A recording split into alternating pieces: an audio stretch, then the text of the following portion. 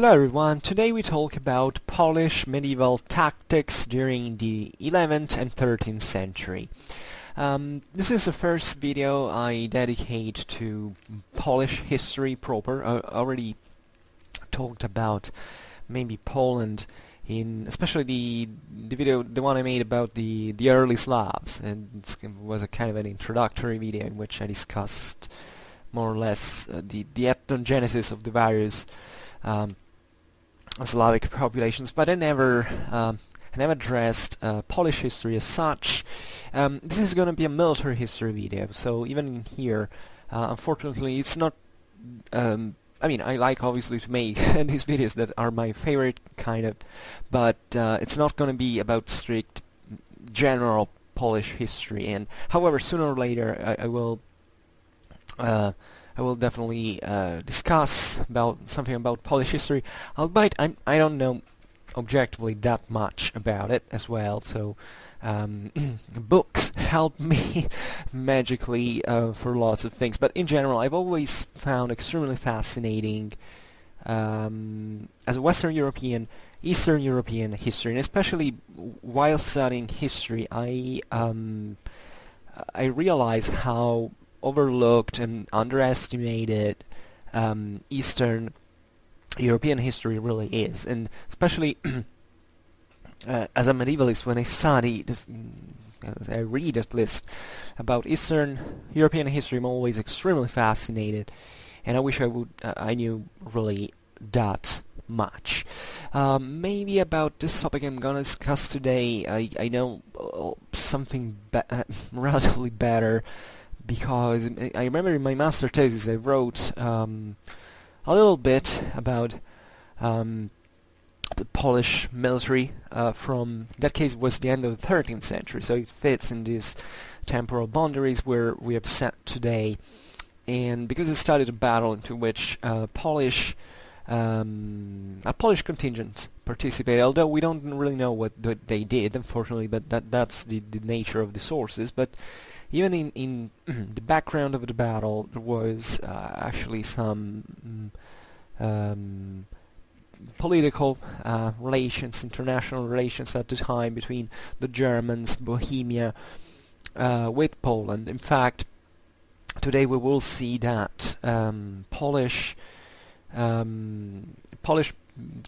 military was essentially influenced by these two peoples, although Poland was rather large already at this time, so it had really many influences, even from Russia, so we have to look at it. It's obvious that the Western influence was stronger into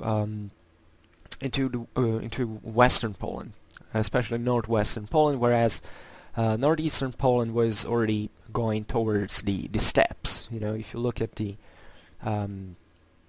the map of Poland, you can understand that basically Poland opens up, at least the modern country today, because in Middle Ages it was a bit different, but roughly speaking, on the southern frontier, it goes always southeast. The Sudetes and the Carpathians basically go towards that direction, and the steppes open.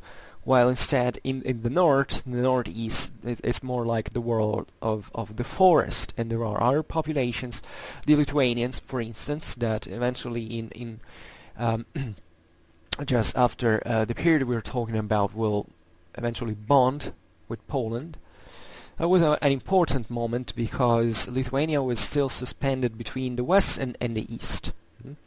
They didn't know whether to couple themselves with Poland or with Russia, and instead they chose Poland, so they got Catholic as well, and the Polish-Lithuanian Confederation was practically formed from 1389, if I'm not wrong, and eventually was reinforced in 1422, if I'm not wrong.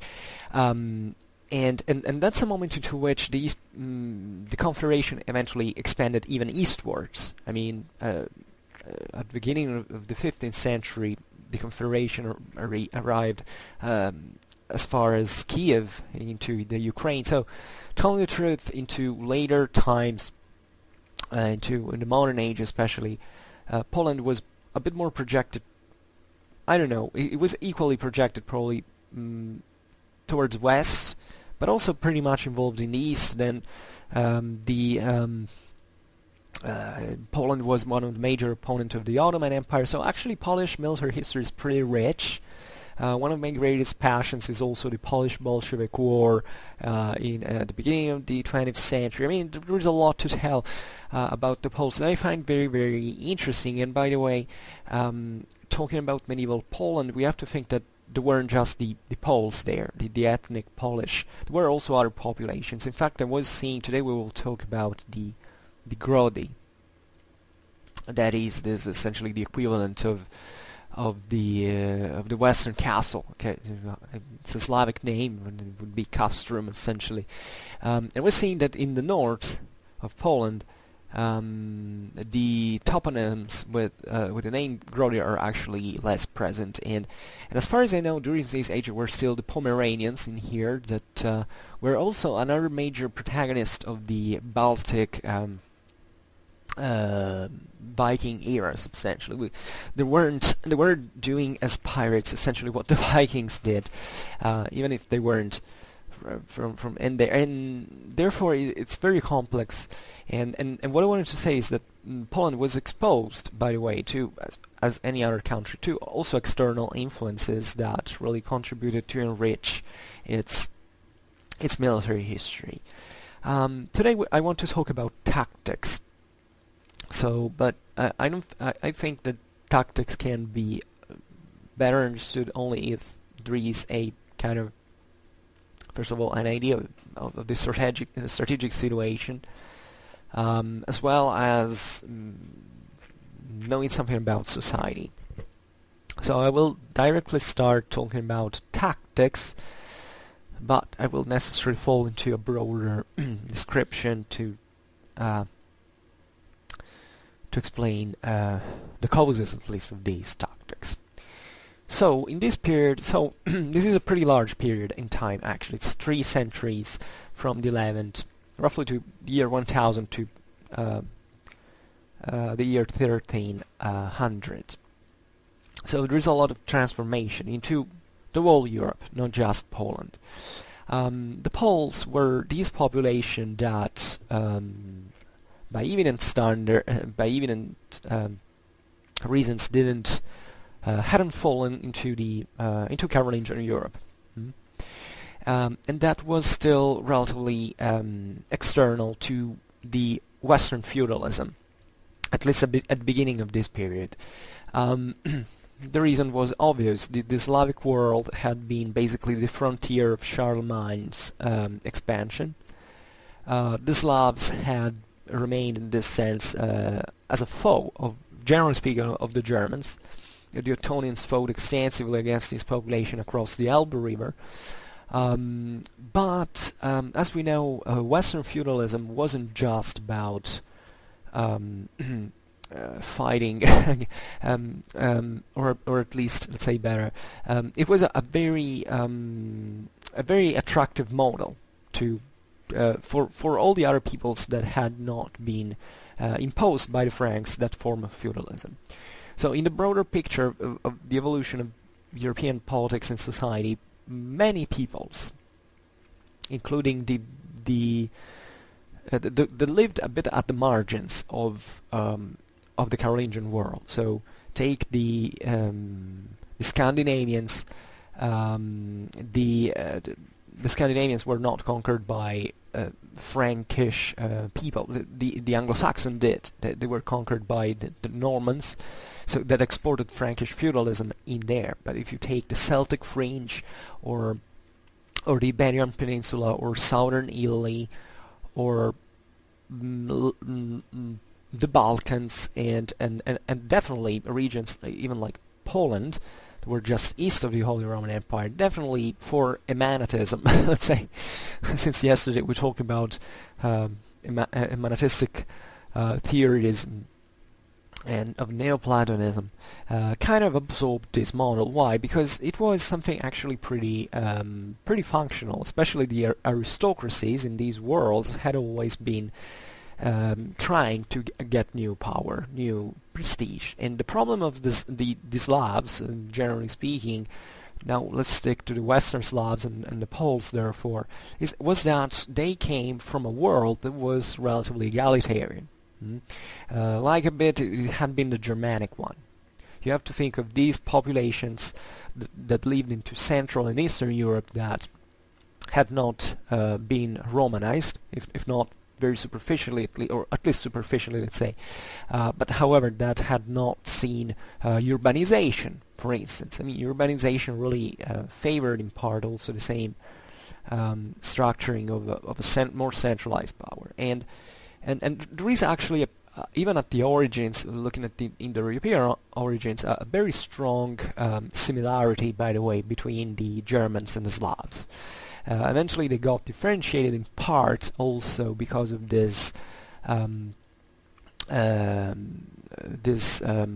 German, we can say, westernization or romanization, as you want to call that, that made them fit into the, especially from the Carolingian times, into the feudal world. So at this time, by the 11th century, Germany wasn't really that feudalized. So that would have started occurring especially from the second half of the 12th century, but it was still essentially a Carolingian world, post-Carolingian world at least.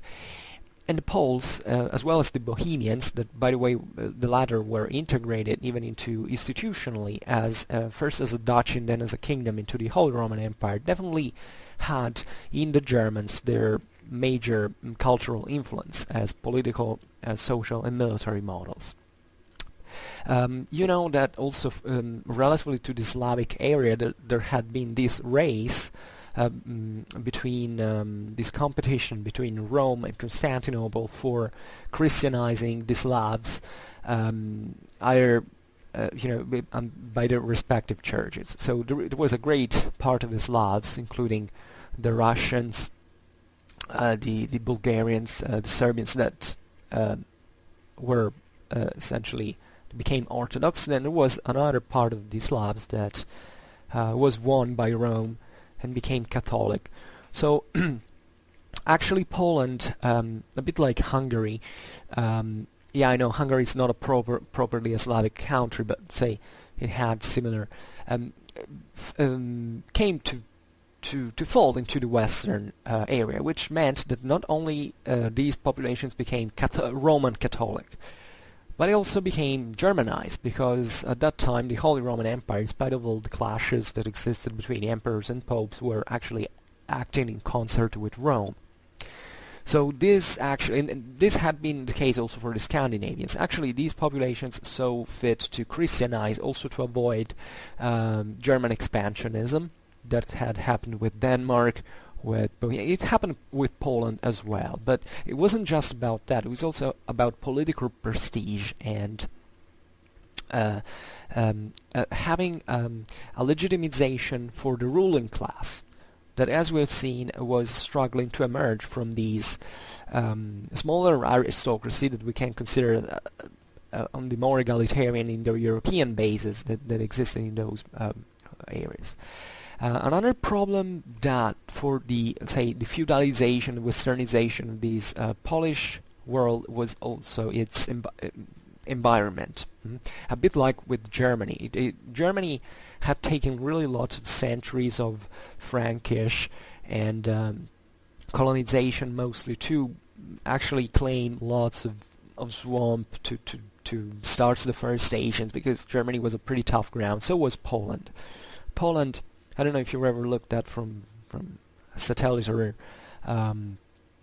it looks like a big flatland essentially, but the terrain is pretty harsh. It's pretty it's crossed by lots of rivers, of forests. At that time there were definitely many swampy areas, so it was a bit of this standard of Central Eastern Europe, non-Romanized Europe that had this actually terrible environment, which indeed had caused these areas not to develop particularly much. But so even the egalitarian nature of the populations of the inhabitants stemmed essentially from this. I mean, one thing is living in France and having a world that has always been extremely wealthy, and where the aristocracies have managed basically to create a monopoly on the resources and to grow very powerful and to form feudalism with their own large military retinues and a more structured political and military organization. These lands of Central and Eastern Europe had remained instead pretty simple, also in organization terms. So on the military level, this equated to the fact that these areas feudalized later. We are in this period of general revival of European economy and demographics. So obviously this had its greater results into the Romanized areas, also for other reasons. Take Italy, France, parts of Spain, England, and the Rhine Valley. So these areas that, especially that fitted into the West and weren't really into the Byzantine Empire. But generally speaking, at this time, the whole Europe was growing again. So even in Poland, there was, from the local aristocracies, a greater growth that could, in this sense, partly emulate the feudal models that were being exported from the West. And so for many, in many ways, Polish society was similar in this sense to many others in Europe at this time. Not extremely different in, I mean, I'm not making it a sort of an ethnical point here, but these were, for our standards today, these were very primitive societies. So they also tended to be pretty homogeneous. I mean, the idea of the village, of the fortress, of this modest, very modest communication routes, activities like trade or piracy or raiding. I mean, this was pretty much the standard at the times. There was no solid central authority. The local aristocracies behaved like bands of like mobsters substantially, and that's it. That's the High Middle Ages in a nutshell. So Poland fitted into this, but Poland had also another character that I find fascinating, that was proper of a bit of all the Eastern European lands. Actually, it arrived straight into certain areas of Germany. That was the idea that in these regions, partly also for the social reason, say the political and social conditions we talk about, the migration era kind of lasted longer, because it's not the feudalization is already a very advanced thing in this process, but a big deal for these populations had been in the first place to get sedentarized. The Slavs remained semi-nomadic for a long time, substantially, just like parts of Germany, telling the truth. So and by the way, that there were also lots of waves of nomadic peoples that kept coming from the steppes and wandering around into these areas. Think of what, and they came as far as Hungary. Especially the Ukraine was usually invested into this, because that's the steppes area. If you go to Russia in the north, it's already a more forested area where usually nomadic peoples tend not to get in. And Poland, because of its in this sense, to its openness to the east, geographically speaking, had a big deal also of this eastern influence that, by the way, also passed through the Baltic Sea and arriving even in Sweden. I mean, this culture of the warlords of the steppes, essentially, that doesn't have to be forgotten, in my opinion. Sometimes as Westerners, and I mean it including even Eastern Europe, we tend to, so in broader sense, we tend to see the thing like I don't know, Europe has always been sedentary.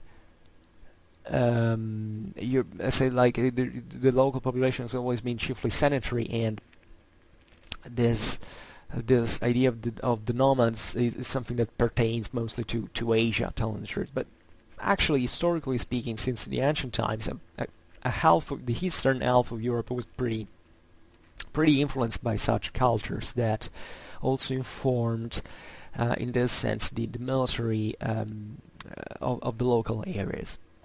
So one beautiful characteristic about the Polish armies of this period is that, especially at the beginning, they still relied heavily on a kind of warfare that put a big deal of emphasis on cavalry. So with these hit-and-run tactics, ambushes, and all that were also very cleverly exploited thanks to the nature of the terrain. So exploiting forests, river crossings. The river crossings are one of the best areas you can ambush, because when there is this extremely delicate moment to which the army is basically crossing, and in fact it's not deployed properly. It can be even armed to fight, but its formation is all this line that is very weak at that moment of the crossing. So that was a good moment to attack. And that happens all the times in military history. But say in the case of the Poles, this was pretty much exploited because of all the rivers and all, and this nature that favored the practicing of such tactics, and this reliance of the Poles on cavalry, probably more than the Western average, has always been there. Usually, probably the most iconic element of the Polish military, historically speaking, is the so-called winged hussars. By the way, I wouldn't like to be mistaken, but I think they weren't winged at all. Like, the wings are kind of a later invention, like the horns for the Vikings. I mean, it's not that there wasn't there, because such decorations and feathers and all were pretty much standard in every area. By the way, the Western Slavs, especially at this period, seemingly made extensive use already of such feathers, especially of eagle or of eagles, or there are beautiful representations, by the way. Wait a second, I searched not the bird of paradise. I don't know what's it called. The peacock. Yes, peacock feathers were pretty much there. Also among the Bohemians and among the Poles, there are beautiful representation. If you take the Codex Manesse, and there are certain, which was a German manuscript at the time, there are many Western Slavs, including chiefly Bohemians. I don't know about the Poles, but we have actually many beautiful representation, even of Germans themselves, telling the truth, that were wearing these decorated headgears with feathers on. And if you give me a second, I'm searching even what was that other beautiful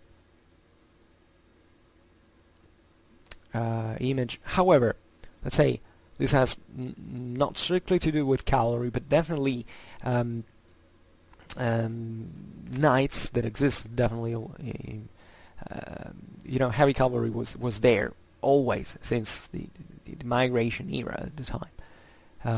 Were naturally particularly. Oh yeah, that was what I went. There is a beautiful depiction of Prince Henry II the Pious of Silesia, famously killed at the Battle of Legnica in 1241 against the Mongols. That from a 14th century manuscript. If you search for him, if you Google, you should find that. You can see this beautiful peacock crest that he was wearing over his helm. And by the way, his equipment at that time was pretty much like the Western one. In that sense, especially in regions like Silesia that eventually came to be part of the Holy Roman Empire itself, and northwestern Poland as a whole, that had been a very strong Germanization of, because the Germanization of these peoples passed also through the same feudal vocabulary, like terms like in Poland, like I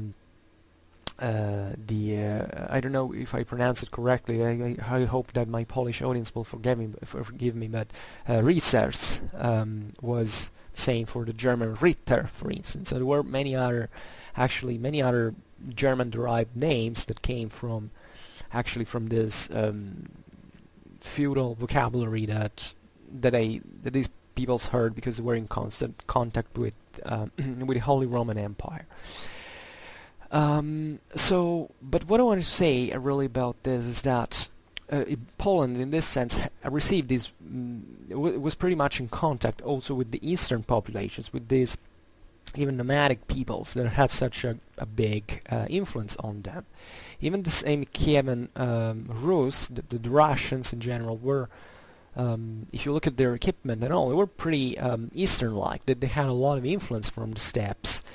And as I was saying before, in the case of the Battle of Legnica, eventually in the first half of the 13th century, Poland is invested, just like Russia, by the Mongol invasions. So there has this terrible wave from the steppes that partly contributed also to reshape the regions in Russia. The Kievan Rus was destroyed. Lots of places were razed to the ground. In Poland, there is evidence too that many of the local castles had been basically that were mostly still a bit old style. Like, I can't say just moat and melee, but something not extremely greater. Were razed to the ground by the Mongols, and after that the Poles began to rebuild them with stronger, thicker walls and all.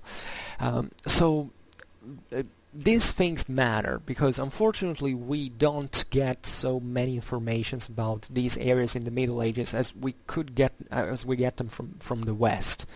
There was much more where literacy was much more widespread, where even economy was great. So we have many more documents, many more sources, many more perspectives. But we have to keep in mind that this idea of waves of nomads that could arrive from the steppes and causing a mess in there was pretty much out there. After all, peoples like the Avars or the Hungars had launched these assaults throughout all the early Middle Ages, reaching up to Spain, so devastating, ravaging into Italy, into Germany, into France. So even this relation of the steppes fighting as a nomadic people, think about the Ottonians that fought against the Hungars, and in this sense even their cavalry was even conceived to meet such enemies, and that creates consequences in terms of military culture, of intersections, of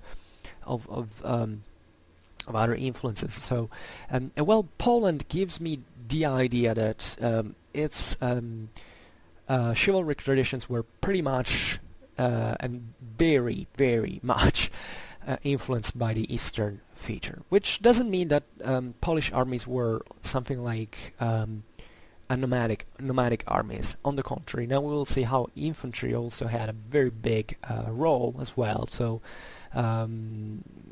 there's probably the idea that, of course, the Westerners had this more sedentary society that could also provide field into battle, consistent and strong numbers and bodies of infantry is correct. But still, in the broader influence, this Eastern, in generally speaking, this Eastern influence was pretty much there alive. Think that, I don't know, the Draco standards of the steppes peoples is documented until the 13th century, even in places like Germany. So this I really care very much about this influence of the steppes, because I think it's how a bit even the whole Western chivalry a bit emerged from there, and we're not even talking about strictly I don't know, Turkish or Mongolian elements. In here there were lots of peoples, especially in the west of the Urals, but even east of there were still largely Indo-European. So sometimes it's very difficult for us to even say who was who ethnically speaking in there, in the steppes, because Indo-Europeans and Turks had always and Mongols had always mixed basically in there. So even I said this extensively in my certain last videos I made about the Indo-European roots and all that. Even some of what we call the Turks in Asia were partly Indo-European ethnically speaking, even if they were Turks from a religious and tribal point of view. Simply because there are no geographical boundaries in there. It's all a huge step, and peoples have always done back and forth in there, mixing, blending, and all. So, relatively to Polish tactics, we have said that the cavalry had a pretty dynamic role. I wanted to say that Poland kept having this as a feature in its military history. Think still about, in fact, the Polish hussars that were this extremely successful anachronism even into the modern age, where basically these guys had such long lances that could even assault frontally the Renaissance Western pike blocks. And the Swedes suffered heavily against these cavalry charges as well. Cavalry's always been for Poland something big. Then obviously with the Polish, at this time Poland was pretty much fragmented. The Piast had basically created this kingdom, but basically throughout this world period, the dukes of Poland that were de facto independent. I mean, there wasn't a central authority. There were all these aristocrats, more or less descending actually from the Piast dynasty, because that's how it happened, that sometimes managed to put Poland together once again, but there weren't simply the basis for doing that.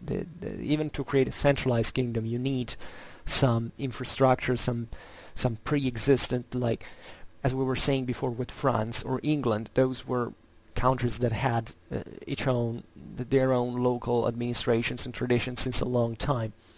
This area of Poland was pretty still primitive in the positive sense of the word, so it was difficult to actually, and it's not until basically the in fact the 14th and 15th century that this Poland actually becomes something pretty solid as for those time standards, by the way. But just for saying that the Poles have always had, however, a big deal of a great emphasis put on cavalry. Because when, especially, that's what I was going to say, when the Polish-Lithuanian Confederation was put together, was a huge territory. So that's the moment in which usually also cavalry starts deploying more in order to get faster across these regions, to fence off enemy invasions. And definitely these local, the local communities had already this chivalric traditions that were in this sense put to use proficiently. So so cavalry, how was it? I mean, there are not excessively complicated ways we can use cavalry. It was usually conceived to fall naturally on the enemy's rear. And in this sense were combined tactics together with infantry, because especially heavy infantry attempted basically to halt like an anvil the enemy armies, and then the cavalry tried to attack on the rear, and to obviously you can't always do that, especially if the enemy also is using the same tactics. So but what is interesting about it is it was pretty dynamic. it also worked together with together with infantry. Now, this thing about infantry, so we put a lot of emphasis on cavalry now, but let's talk a bit also about infantry, because it's actually it was a bit like Germany. Germany, until it wasn't feudalized, basically had pretty strong infantries. So had the Slavs by those times. You know, usually from the early Middle Ages, you say that the Slavs are these very usually, well, we will talk about that. Especially, I've been asked to make a video about the other Slavic relations. So we get what I wanted to say is that we get this stereotype of the Slavs as slaves. In fact, the name of the Slavs actually comes from this in Latin, medieval Latin, because these peoples of the steppes, like the Avars, actually during the migration era had come there and used the Slavs as subjects, and especially also to assist their own cavalry, and also there is this sense that the Slavic infantry wasn't that much, that they couldn't oppose such cavalries, but at least for this time, but also previously, in my opinion, seemingly the Slavs had pretty consistent infantries, and there are also certain developments of Slavic infantries, especially in Poland itself, that today I don't think we will talk about, but roughly speaking, they were conceived actually to meet these nomadic armies. For instance, in Poland, there is the development of a certain type of shield that actually resembles pretty much the later Italian pavis. Exactly in these centuries, by the way, so they're probably in parallel. I don't think there is really a connection there, but the sense that these infantries that you find in Poland, Bohemia, they were pretty strong and capable of making these shield walls. They did that even during the Viking era, let's say, were partly conceived also in part to withstand like a Wagenburg.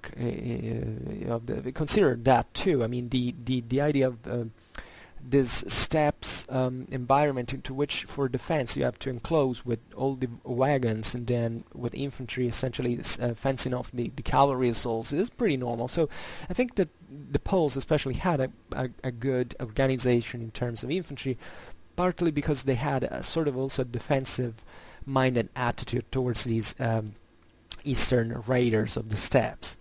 So the Poles were sedentary at this point, and they had their own villages, they had their own fences, their own grody, as we will see, and that's grody means fence. I think etymologically speaking it comes from there. So it's this idea of essentially a fortification in defensive sense. So this idea here also of enclosing into an area while raiders of each kind came ravaging and all. It's something that happens all over Europe during especially the times of the second invasions, in fact, and stemmed partly in castellation, even though castellation is born mostly because of local patrimonial strategies rather than this external threats. But also warfare was something that happened every day. It was a part of everyday life. In a certain measure, so it's also pretty normal that these things would develop. But in the case of the Poles, according to me, it also corresponds to an effective answer to the eastern threat, the nomadic threat. So what we see here is it also considered the terrain of Poland that we were telling about at the beginning of the video. It's a pretty especially there are lots of rivers, lots of forests as well, and it's a very beautiful landscape telling the truth, and that's not probably what they cared much about when they were attacked, when we were in battle. But let's say that it's a pretty good ground for infantry. I mean, cavalry, this is the great problem of the expansion of cavalry. Why it stopped into, I don't know, in the British Islands, into the Celtic fringe, or why it stopped in this sense into Scandinavia or at the limits of the Slavic world. It's simply for environmental reasons. I mean, it was like with the Franks. The Carolingians invade Saxony. This is the prince example. Carolingians are mostly mounted cavalrymen, or at least the bulk of their military strength is based on heavy cavalry. Why? Because they came from France, they came from Belgium, they came from areas where you can use cavalry pretty easily.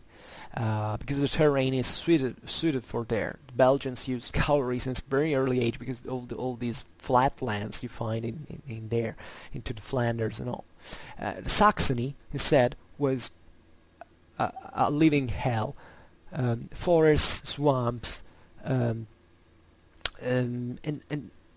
cavalry needs a suitable ground for being used. So it's pretty much obvious that the persistence of infantry was something existing in two areas that were still not feudalized, in part also because of this environmental limits.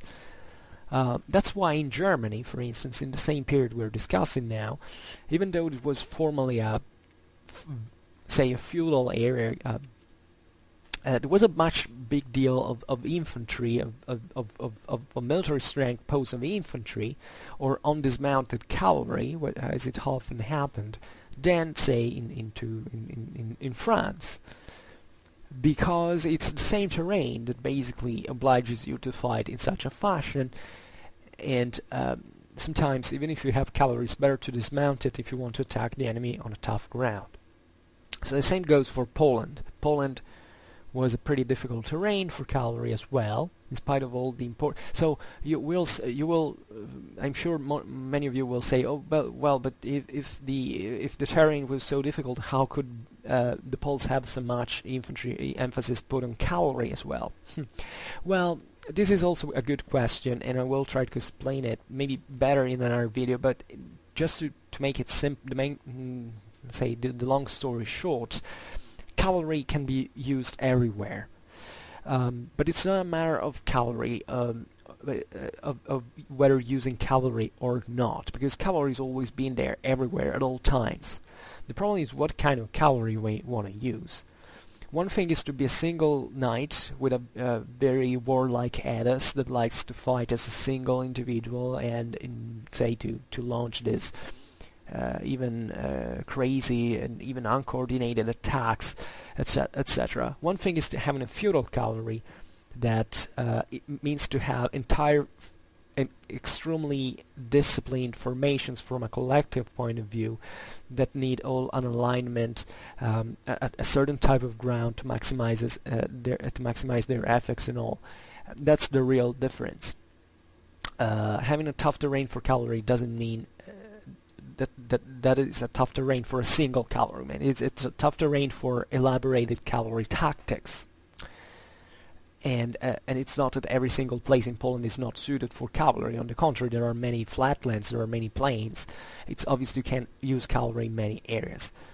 In this sense, it's more a socio-political problem. Not these areas being not still heavily feudalized didn't have a kind of cavalry that could meet the same collective training standards of the Frankish cavalries of these times, which means they had a less cohesion, their charge was less strong, but maybe individually the same knights were maybe even more skilled, because individually they could try to compensate this lack of collective training, or at least this lower collective training. That collective training always exists in some measure. If you want to use cavalry, you can't use single cavalryman but maybe the single cavalryman is more skilled, is even more resistant. I mean, even think about it environmentally speaking, living into France, especially if you're a noble, so with a castle, with riches, you're kind of a more civilized and probably even a softer person, aside from the military training you undergo. But what I mean is, maybe living in Poland would have made you able to I don't know, knowing better the terrain. Knowing the terrain, knowing certain areas, knowing how to get into very thickly forested areas, and knowing the paths, knowing the plants, knowing the vegetation, knowing what you can eat. I mean, probably the Poles in this sense were a bit more savage, but still much more adaptable, and this could do very well also in military terms. We're also probably physically living into even a tougher situation. Consider the less central authority there is, and the more warfare is endemic, for instance. So warfare at this point was at a local level surely much more endemic than in France, where there was a lot of war going on. It was still at least more organized and revolving around these big duchies and counties that in this sense made war in a more grand fashion, but in this sense also more into greater blocks, let's say, into which you could plan everything. Into Poland at this point, it must have been really a tough moment with constant brigandage and raids and violence, and also that also makes great part of the local military culture, and probably puts a much greater deal of individual skill than in the more civilized areas of the continent. So this is very important to keep in mind. So heavy infantry, by the way, doesn't mean that is something distinct from cavalry at all. Especially heavy infantry is very often the same dismounted heavy cavalry. And this is what you find in this period at just at the same time and in the early moment with the Normans.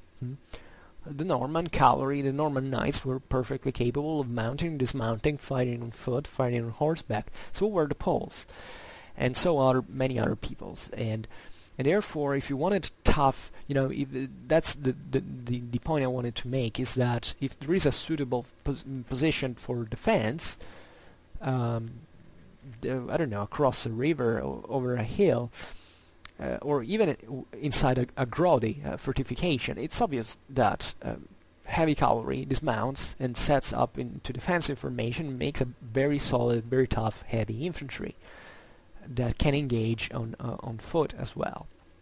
So you have to think at the versatility, like the adaptability, and how nothing was crystallized, how dynamic actually warfare was. And this is, we're talking by average. I mean, this happened everywhere. It happened also with French knights.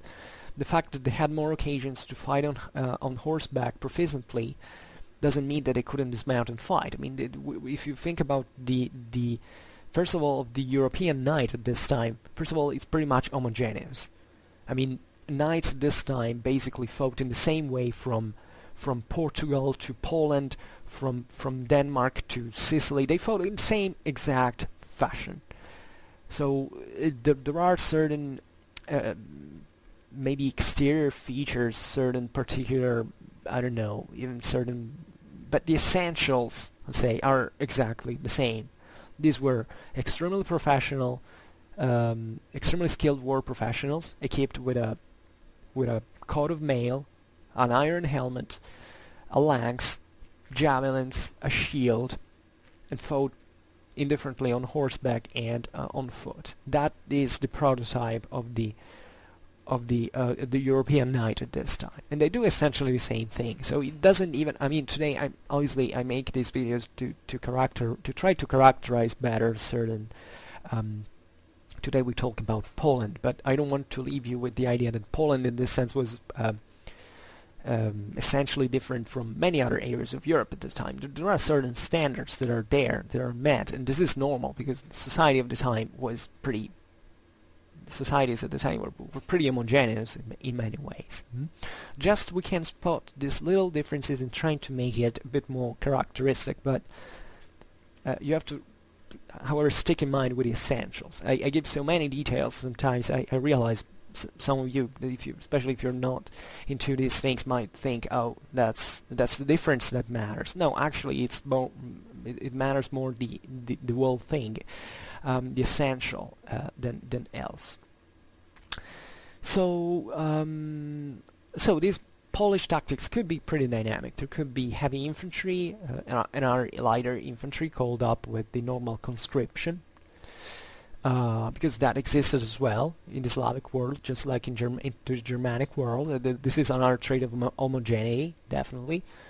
But as we all know, and Poland, by the way, as I was saying, was slowly evolving toward feudalism as well. So this means that even probably 11th century Polish conscripts were much more effective than the 13th century ones, where society had more stratified, the lower strata got poorer, just like in the rest of Europe, and therefore were not pretty much good to use. So another great problem you have to think at this time was disarming the populations. I mean, the aristocracies were actually actively involved into trying to keep at bay the peasants and all, because at this time they were still dangerous. I mean, up to 14th century Europe, basically, the peasantry wasn't at all oppressed. It was an active component of society. It could be pretty violent and aggressive as well. So it had a bargaining power, let's say, in political and military affairs. So it's eventually just when feudalism gets canonically expanded everywhere, and society crystallizes also for other reasons, including the economical crisis of the 14th century, that peasants get out of here. But if in 11th, 13th century Poland, we can imagine the levies, the mass levies of the freemen were still pretty consistent. They could put up a consistent military force, essentially. But, however, the standards weren't that much. I mean, it's obvious that still the peasant was pretty much a worse fighter, let's say a less effective fighter than a Polish noble. So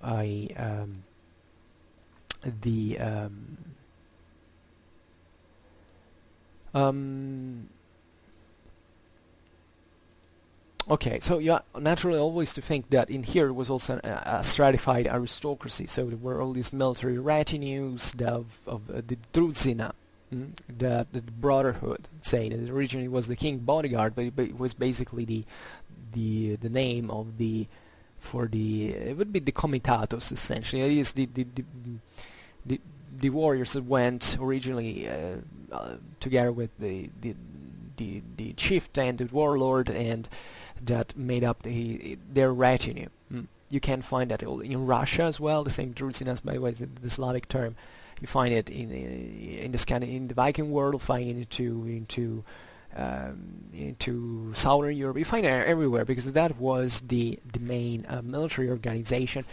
And obviously these guys were of higher quality than the average freeman, because the warlord waged war, it collected booty and redistributed it within his followers, and could therefore get a better equipment and to make a living out of it. So that is what actually professionalism stands in. Also in a non-statal society. As long as you fight your war life, that makes you a war professional in practice. So you have also to imagine lots of individualistic pushes, as well as, in terms of warlike ethics and pride, and so these were people probably today you wouldn't like to face. Against whom did the Poles really fight?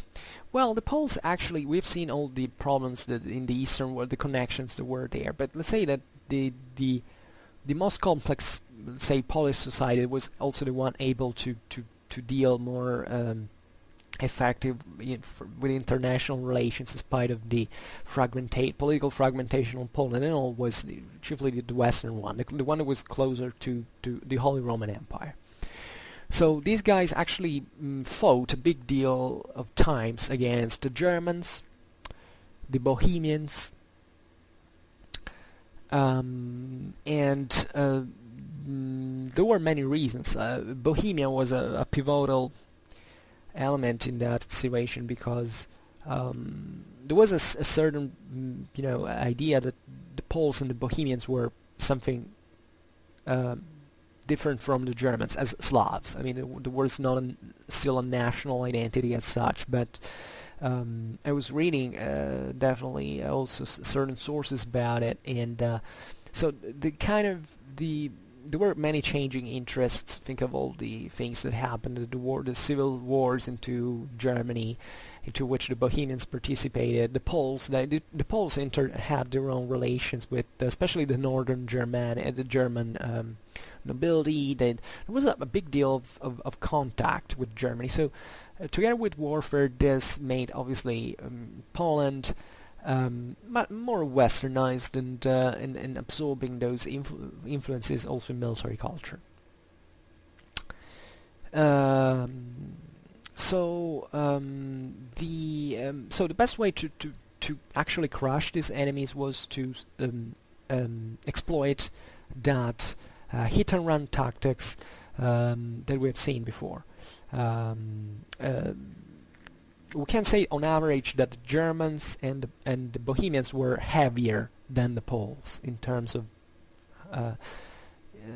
there is this idea you have to have in mind that these Eastern Slavic cavalries before the full feudalization were a bit softer in terms of, especially of armor, and compared to the Western ones. It wasn't a huge difference at all. Actually, it would have been pretty difficult for us to distinguish, let's say, an 11th century Polish cavalryman from a German one.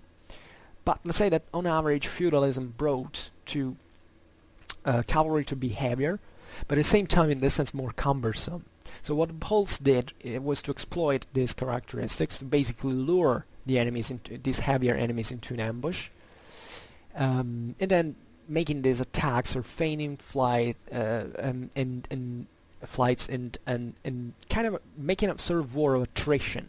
As we have said, also the territory was pretty good for that. There were many scattered castles, forts into these forests along these rivers, and that's a hell of a difficult place to fight, especially for a heavy cavalryman, a Western one that is more used to open grounds, to pitched battles and all. On average, more, let's say, but also obviously a German or French knight was used to that partly, but the Poles were more used than them on average.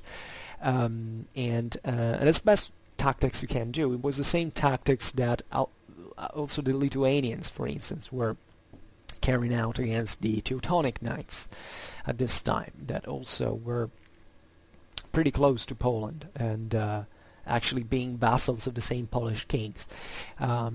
So there is a transformation, even a temporal change into this. These tactics we're talking about now are in the early times. So these withdrawals, etc. And there was a great dynamism attached to infantry as well, because infantry could seemingly ride on the croppers of the cavalry mounts together with the knights. So it was a sort of mounted infantry that could dismount. It's pretty easy to do. I mean, on horseback you can go in two people. So you want a mounted military, you do. And seemingly the Polish cavalry at this time didn't, just to make you understand a bit the dynamism of these armies, is that they seemingly didn't have a big deal of baggage train.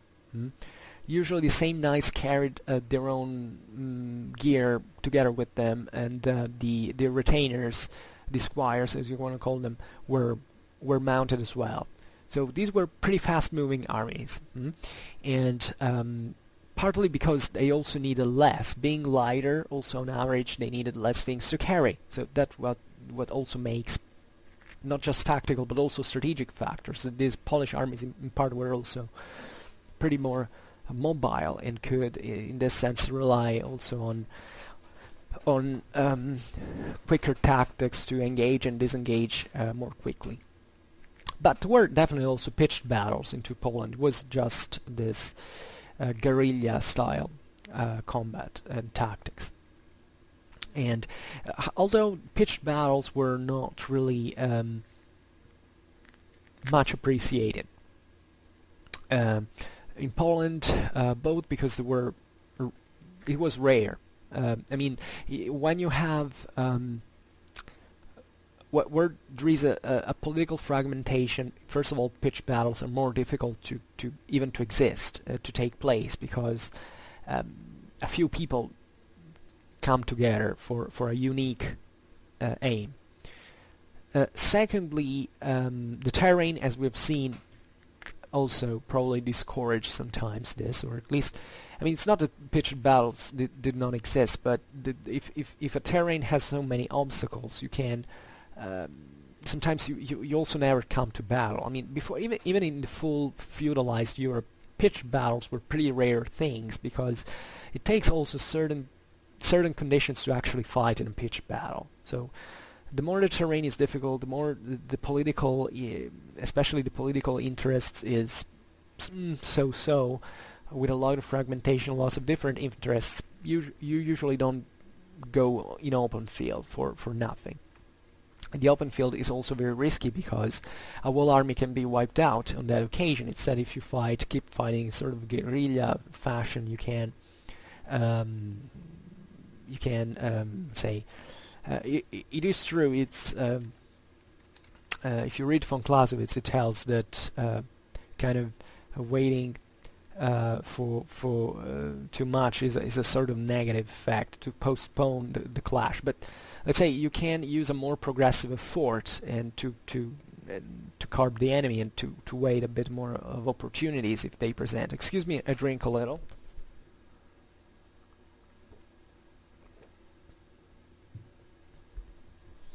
But as I was saying, also, especially when meeting their Western enemies, that were in this sense more advantaged into pitched battle, because were on average heavier. Obviously, the Poles were. It was useless for them to meet them in those favorable conditions. Please don't take this in a mechanicistic way. It's not that the Poles were not heavy, or that they didn't want to fight, in a pitched battle. It's not how military history works. I'm just telling you, as I was saying before, by our age, this is the general confrontation between the two sides. But obviously, also the Poles fought into pitched battles against Westerners. By the way, consider also another thing, that at this time it was not the Poles versus the Germans as if it was a football match. The armies at this time were all mixed. That means that when the Bohemians and the Germans and the Poles fought, at all times they were mixed. I mean, there were contingents of all the respective, let's say, nationalities in all the armies. So this also gives you sometimes the measure that, I don't know if but according to how they were tactically used, you can understand what kind of cavalry they were. Because especially in this feudal Europe, it was a big emphasis put on this, especially on their reserves. It was usually 2 or 3 lines of battle. So according to that, in the kind of tactics you wanted to carry out, you can't say, oh, okay, that line was probably heavier. And if you know what nationality was, you can also say, on average, maybe that people had lighter cavalry that wanted to be used in that fashion. So that's really how it worked. But for the rest, they were still pretty homogeneous and especially pretty segmented. Like, old peoples at this time had the ultra-heavy cavalry, the feudal elite, and then other lighter cavalries, and etc. So it's just probably the number, the proportions have varied a little, but the essentials were the same. So in case of pitched battle, basically the Poles usually deployed their druzhinas, that is, their heavy cavalry, in the center. So having this, which kind of makes sense, because it's the heaviest cavalry must have this kind of leading central role that has to be launched straight at the enemy, and in order to maximize the effects of its charge. Also here there were definitely several battle lines, usually 2. Extremely, probably, compared to other peoples, there were less battle lines on average, or they tended, because there wasn't a great deal of diversification as well. So sometimes it was better to make number rather than. But the idea of the reserve in a single line, I mean, but the idea of the reserve is. It's always there. It's like the ABC of military history since ever. So there is no exception into this. Infantry was usually put at the sides of cavalry, and throwers, missile troops on the really on the outer sides. So you had this, and what is interesting about this is that this is a good formation basically to envelope the enemy, or at least to let the enemy attack in part. Why this? We're talking always on average. If the enemies were usually stronger in the charge, you could do something like trying to let them approach and to try to disrupt their charge by attacking them with archers and slingers. So if you form a sort of crest, a sort of horned or crescent formation with the archers and slingers on the flanks and the heavier cavalry in the middle, if the enemy is going to attack straight at the heavy cavalry because that's the core of the enemy army. But at the same time, it's obliged to attack to suffer the side fire of the archers and the slingers. So the question is, but why didn't that cavalry attack the slingers and archers before? Well, because heavy cavalry, well, probably they did, but it was lighter cavalry. But the core of the army, the heavy cavalry, the shock cavalry, is not something you send to take out archers or slingers for, because that's a very the heavy cavalry has a very specific role. It gets easily tired. It gets disrupted if it goes hunting for skirmishers, especially on these tough grounds, and so it doesn't make sense to disrupt the formation, then eventually to be taken out that simply. So sometimes you're even obliged to carry out such tactics. So if you wanted to destroy a Polish army, you had to charge into this core of heavy cavalry and knock that out, and hoping not to suffer too many. And this is very interesting as a tactic, really, because it's what the Mongolians actually did with heavy cavalrymen, with Western cavalrymen during those battles. The Battle of Legnica as well, when there were the Germans and the Poles as well. And the Poles at this time were pretty much Westernized, so they were basically the copy of Western knights. And were Western knights themselves, in this sense, were exactly lured like this into the center. The Mongols retreated in the center. They made the heavy cavalry attack, and they started firing from the sides with the horse archers at them. So basically, this Western cavalry got annihilated. The Mongols annihilated Western cavalry in an embarrassing way. It wasn't so automatic. Obviously, it required still a lot of skill. But it's interesting that it was recognized that indeed, in order to disrupt that heavy Western cavalry charge, you had to lure the enemy into an ambush and basically making their momentum to vanish and to eventually butcher them down with missile troops of our side attack, cavalry flank attacks and all. So this Polish deployment in part reminds that Mongolian one, because it was essentially conceived in this fashion, and it's a sort of defensive formation. It implies that you are basically waiting for the enemy, then to pass out a counterattack. So it's a sort of elastic formation. It's very interesting that the Poles, in this sense, are using them, because it takes a lot of ability, a lot of training actually to perform such a tactic. It's not something you can do with poor quality troops. And the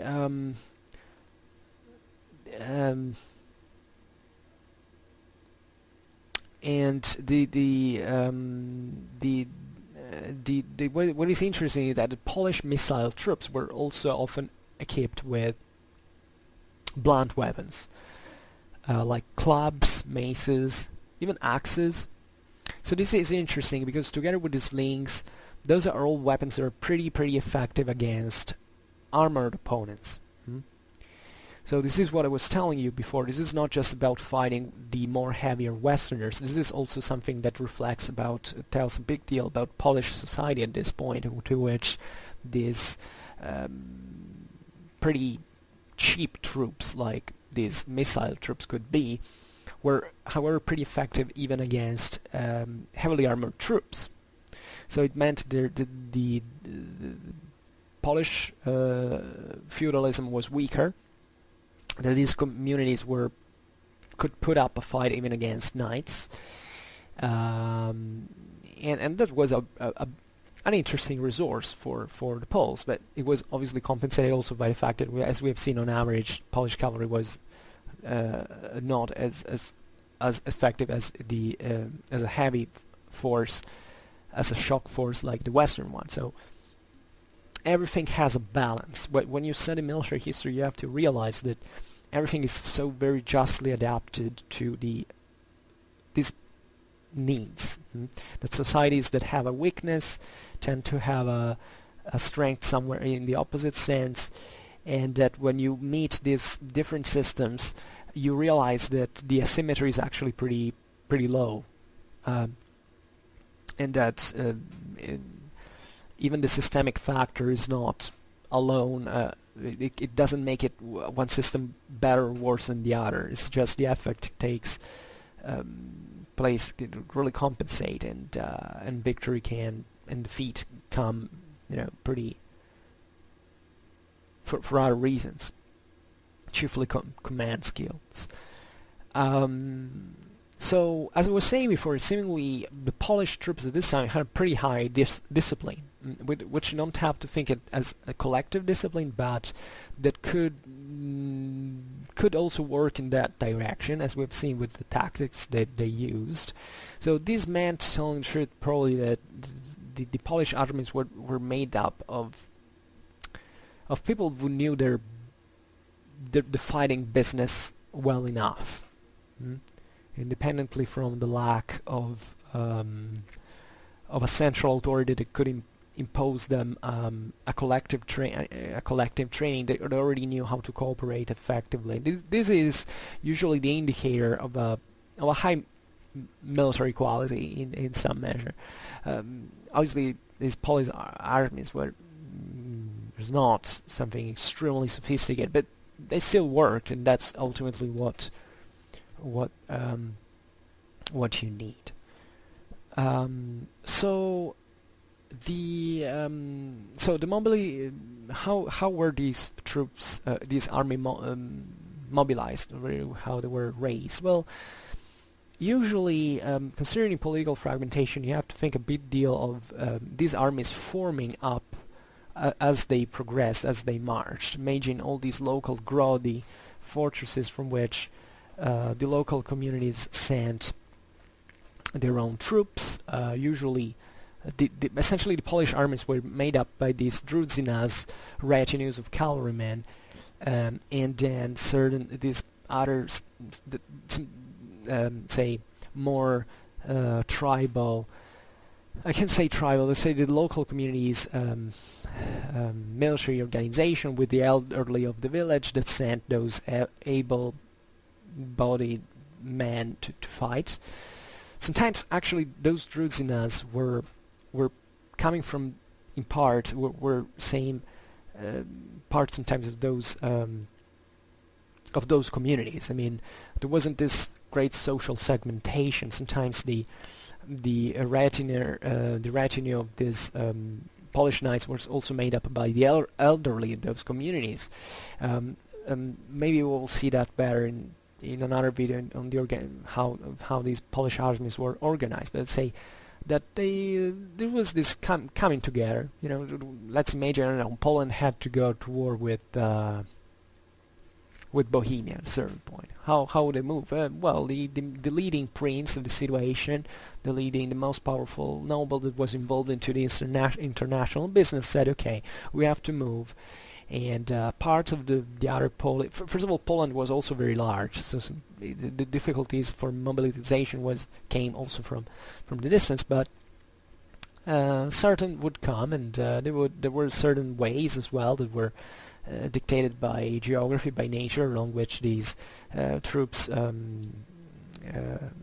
were channeled, and that was also a very interesting moment for measuring the political situation, like who would join you into that war or not. So certain nobles would, some wouldn't, and these armies were kept together for a certain time, and there was also political, not just an economic cost, and wars happened. They went pillaging somewhere and attacking, and as we've said, pitched battles were pretty rare. There would be this kind of clashes between vanguards and rearguards mostly, and that's it. And then it would come back for the bad season.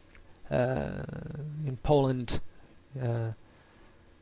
surely, in Southern Europe, usually the war season lasted longer than in the north for obvious reasons. So it was this kind of typical seasonal warfare then of feudal times, and that was it. And most of the fight, most of the action was probably around these fortresses and raiding, and that's it. So even a type of fight, a type of combat that we have to think also for the rest of the European knights at the time, that really, for which the pitched battle was something very rare.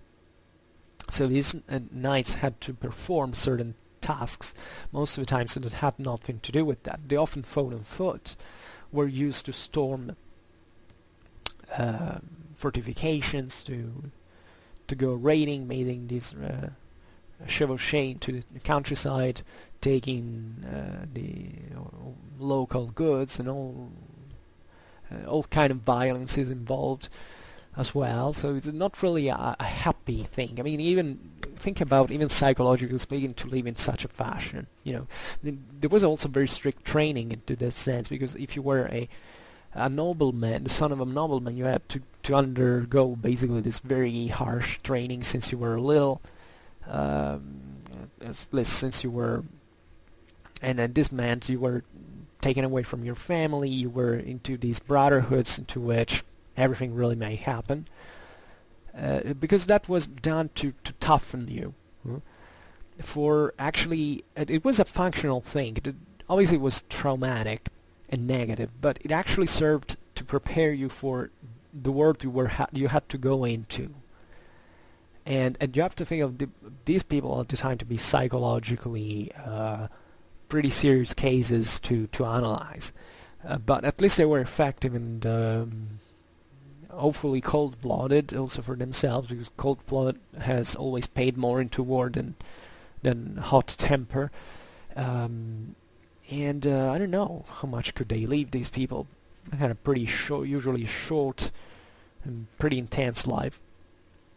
And surely it was much more likely actually to die of illness than in combat, even though a single wound could be lethal. So you could die even in very stupid ways. In fact, mortality was so high. You also have to understand why there was the passion for pitched battles and the idea of exposing yourself so much. Because if you probably knew you would have died by your 30s in this kind of context, etc. So if you really had to die, would it haven't been better to do it in a good combat, like in a duel or into a massive pitch battle, than dying,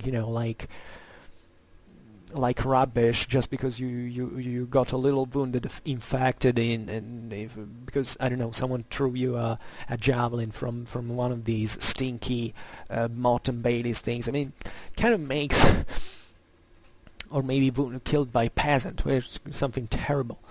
So you have to. I don't know about you, but I'm personally extremely fascinated by these perspectives, because they tell so much actually about those worlds, and it's not just about the mechanic things, how these armies work, but how the people who made them up actually thought, which is always very, very fascinating. So seemingly cavalry, in this sense, being made up of the retinues of these nobles, were the ones who had the higher discipline. another typical Polish cavalry tactic was to actually engage the enemy and to cause enough damage and then withdraw. And withdraw is usually always a risky thing to do if you do it willingly, because the moment in which you withdraw, you're always losing someone in the process. So you have to do that in good order, not to transform that withdrawal into a rout. So these hit-and-run tactics could be very... They required actually a lot of order, a lot of discipline, a lot of professionalism that eventually these Polish knights actually had. That is something you may want to do also to exploit the charge effect. If you don't have a very armored cavalry, it doesn't even make sense to stay too much into the melee. So you may want to exploit the charge, the assault, even the psychological effect, even before the physical effect of the charge, and then retreat once enough damage had been done. There was probably also, well, surely a big deal of fight, as we were saying, around the Grody. These fortresses scattered all over Poland, that this time were made up of earth and timber, as we were saying. They were pretty modest things, but for those time technological standards were pretty difficult things to overcome. And so how would you attack these fortresses? Well, it doesn't really it's really anti-economical to build siege weaponry for attacking a Motte and Bailey castle, and that's the reason why in the early Middle Ages seemingly the ancient polyurcetic technology has been lost, because it was useless. It was much easier to actually take that castle for hunger, which is much, these castles were small, so you could wait reasonably enough. In the lower Middle Ages, castles sometimes had reserves even for entire years. So at this time, and there was also a lot of storming involved, definitely of these things, because they weren't excessively difficult to assault, even with ladders, very simple siege equipment.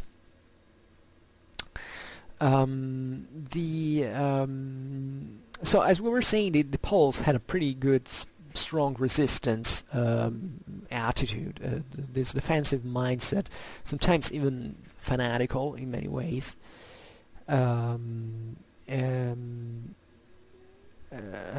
So this was important, not just from a tactical point of view, but it also meant a lot from a strategical point of view, because as we were saying, these Poles weren't, having all these castles scattered around the country meant that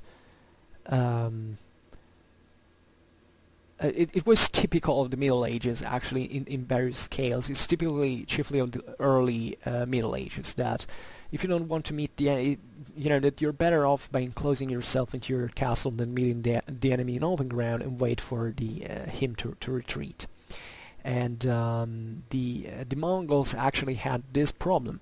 One thing was taking out the centers of Russia. One thing was actually to enter into feudal Europe, where you had a castle every 20 kilometers, and which equated that even for this insignificant fortresses you had anyhow, in order to pass a bridge, a river, you have to besiege that castle. So think about all the strategic resources that were invested for doing such a thing. So this is the so-called defense in depth. That while the enemy is stopped at besieging, you can carry out a scorched and politics. You can create this attrition for him eventually to say, okay, this is not worth it, and retreat. So even from a strategical point of view, Poland, even if it was not unified, even if it was not a centralized monarchy at all, understood that it was our sort of common interest. So when the whole situation, the whole thing could evolve, that, I don't know, an enemy attacked Poland, around certain duchies. There definitely were certain other Polish dukes that were happy of that, because maybe their enemies, their rivals, Polish rivals, were being damaged in the process. But this allowed the other, say, the other Polish aristocracies actually to gather and to exploit the time that was given to conquer every single grody, to assemble an army, and to start harassing, even to put even a greater pressure on the invaders. So this was the standard, actually, most of the Middle Ages, of how military business worked, and you find it practically everywhere at the time. And so you could also, considering the difficult nature of the terrain, this was met chiefly by the Teutonic Knights into the Baltic countries. That when you enter in such difficult, wooded or swampy areas, there are. This is something we don't think about much, but say at the time was very important from a strategical point of view, because there were actually very few lines of communications. So you couldn't cross forests or these swampy areas. Were huge, by the way. In Baltic countries, these forests are immense. Same problem that the North German army had during Operation Barbarossa when they invaded. They had to reach say Leningrad. So it was still at that time in that fashion. So you can imagine into the Middle Ages how difficult it was. By the way, there was also there were lots of rivers, were marshy areas. So in certain times of the year, maybe you could cross into a certain land stripe, but then in other years that would be flooded. So sometimes you could be literally cut out and starved to death into these forests. So that added, once again, a great strategical advantage in defense for the local populations. So these Poles could easily, and they maybe didn't have this huge invading power. They weren't. They were pretty static in many ways from a strategical point of view, but they had a great potential in defense. And in fact, Poland was practically not conquered, if not by these Teutonic Knights that at a certain point, but only in certain areas, and the core areas of Poland, in fact, in this sense, were not touched. It was mostly in the north, where, in fact, there were also less castles, and that the Teutonic power developed, and eventually the Poles even managed to defeat the Teutonic Order. So when later the monarchy had got more strength, and in this sense, it had also more offensive capacities, etc.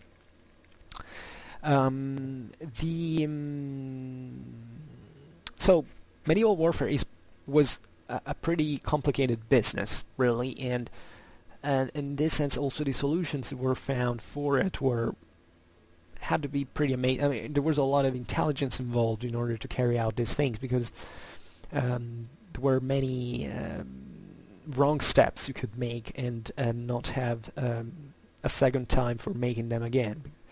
A second chance. So this is important. So by the 13th century, we can't say at large, however, that Poland was largely westernized. Feudalism kind of spread. Even if you look at Polish armor, it starts becoming essentially identical to the German ones. Feudalism was practically installed, especially in northwestern Poland.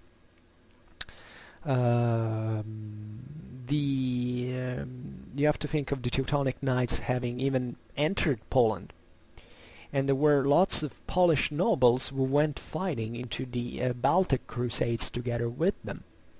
There were also many Bohemian knights, Bohemian kings even, who did that. So it was a lot of blending together of military culture that unavoidably produced such an homogeneous result.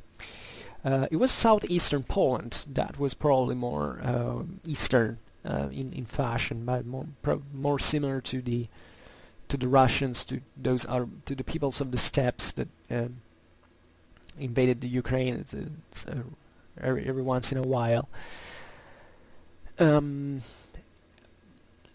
but the core, we're saying that the core of Poland, the core power of Poland was roughly into the northwestern areas, let's say. So at this point, Polish cavalry had transformed into as a heavy shock charge cavalry, like the feudal ones. And they were deployed in line. Usually infantry came in the rear, was drawn up behind them. So this also corresponded partly to a social segmentation. The first line was a matter of pride. To be in there and to give in the first clash. It was a matter of honor. There were also lots of disputes on whom had to attack first. Naturally, not all the first attacks were actually the best attacks. Sometimes certain people were deployed in the first line because they knew they would have been wiped out by the enemy one. So there was this progressive force sometimes, but it was still a honor. You have to think it in into the warrior ethos of the time. That the idea of breaking the first spear was something great. There was a lot of courage and individual bravery involved into this, so it was normal. But it was also a matter of social prestige. So the cavalry usually came first, which also meant usually that even if it was a determining factor, because these battles were usually solved say in the West in the 13th century. Actually, cavalry tactics evolved into very complex ways, and a lot of progressive effort, defense in depth, something like that, so to actually make the fight longer and tire the enemy. But most of the battles were still fought, especially considering the average armies, the size of the armies. There weren't always these big armies of thousands. Usually clashes were between hundreds. So the first, there weren't enormously complicated tactics involved at all.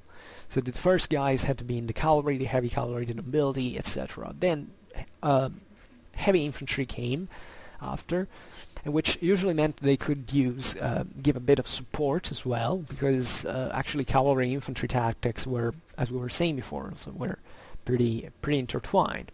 Infantry was rising also at the time, especially in Western Europe, together with cavalry. 13th century is the apex of chivalric warfare, but at the same time, the moment into which also the infantry were preparing to beat like it would happen in the first half of the 14th century.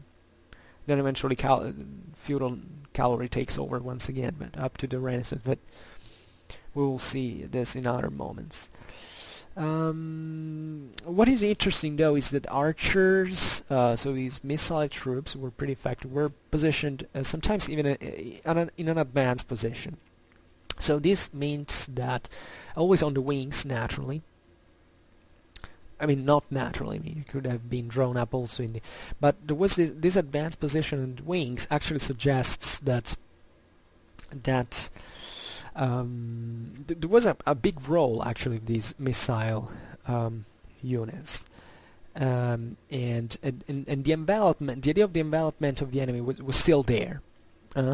So this Polish traditional tactics were still there conceived. I mean, the idea that archer, even missile troops and lighter troops compared to the heavy noblemen could be involved into achieving such tactical results. So there were reserves as well, which is typical. Actually, most of the, let's say, the most complicated tactics at this time consisted in having a concealed reserve, either into a forest or behind a natural obstacle, etc. They could, even a shock power, really, they didn't have to be many. They had to be, however, enough. They were usually elite, and they had to be... they were usually employed by when the battle had already began and the main battle lines were engaged into fight, so that they would come out as fast as they could from their hiding place and hitting the enemy on the flank. And even tens of cavalrymen could really wipe out an entire line in this fashion, because it was enough to get it through one point and the line would break, and order is everything into this, and the battle could be won like that. This was happening pretty much everywhere, especially in the 13th century. That represented the most sophisticated cavalry tactics in existence. But there were also other, say, non-concealed reserves that, however, were kept visibly there to engage, to occur, to come into the fight when things were getting rough, and even would assert, if it was possible, given the terrain, the space, and all, whether to decide even which side to intervene. But usually tactics are very simple. You don't have to think of tactics in any time in history as extremely sophisticated things. You can do extremely sophisticated tactics only if you have if you have a very solid central command, if you have very skilled, very professional troops. At this time, it was mostly for political reasons that tactics were not extremely complex. Also, cavalry was usually the leading factor, so there wasn't so many. So even in there, it kind of narrowed the options that were there. But this doesn't mean that the feudal warfare was not sophisticated at all. For its standards, it really was. But to say that the main battle lines were a few, and tactics in this were pretty elementary, pretty simple. As we have said, also the environmental factors were important. In order to carry out a tactics of a certain kind, you need also the space for doing that, which is not always the case. And by the way, this is valid only for pitched battles, because most of the fights, most of the combats we've seen occurred into skirmishes and stuff like that, like always, by the way. And the